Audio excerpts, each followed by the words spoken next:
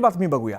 महादेव मुंडे हत्या प्रकरणात आरोपींवरती कारवाई करण्याच्या मागणीसाठी ज्ञानेश्वरी मुंडेंनी डीवायएसपींची भेट घेतलेली आहे। तपासाला गती देण्याची मागणी महादेव मुंडेंच्या पत्नी ज्ञानेश्वरी मुंडेंनी केलेली आहे। महादेव मुंडे हत्या प्रकरणात आमदार सुरेश धसांनी वाल्मिक कराडच्या मुलांवरती निशाणा साधलेला होता। बघूया।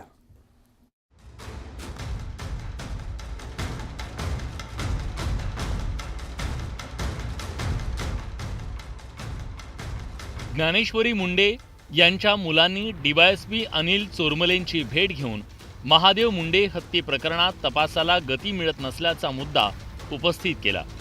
महादेव मुंडेंची 15 महिन्यांपूर्वी परळीत हत्या झाली। न्यूज 18 लोकमतनं महादेव मुंडेंच्या हत्येचा मुद्दा लावून धरल्यानं या प्रकरणाचा तपास डीवायएसपी दर्जाच्या अधिकाऱ्याकडे वर्ग करण्यात आला। 100% आम्ही रिझल्ट काढू, पण अजून परळीच्या पीआयनी ते फाईल पाठवली नाही।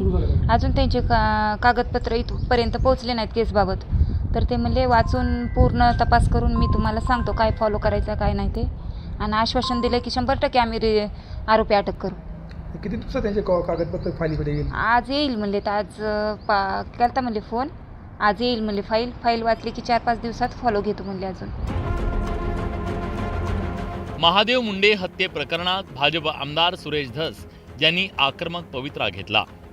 महादेव मुंडेंची हत्या झाल्यानंतर वाल्मिक कराडचा मुलगा सुशील कराड आणि श्री कराड यांनी पोलीस निरीक्षक रवींद्र सानप, विष्णू फड, गोविंद भदाणे, भास्कर केंद्रे यांच्यासह 6 मोबाईल क्रमांकांवर अर्ध्या तासात 150 वेळा फोन केले। हत्या झाली तेव्हा हे फोन का केले गेले याचा तपास झाला पाहिजे अशी मागणी धस यांनी केली।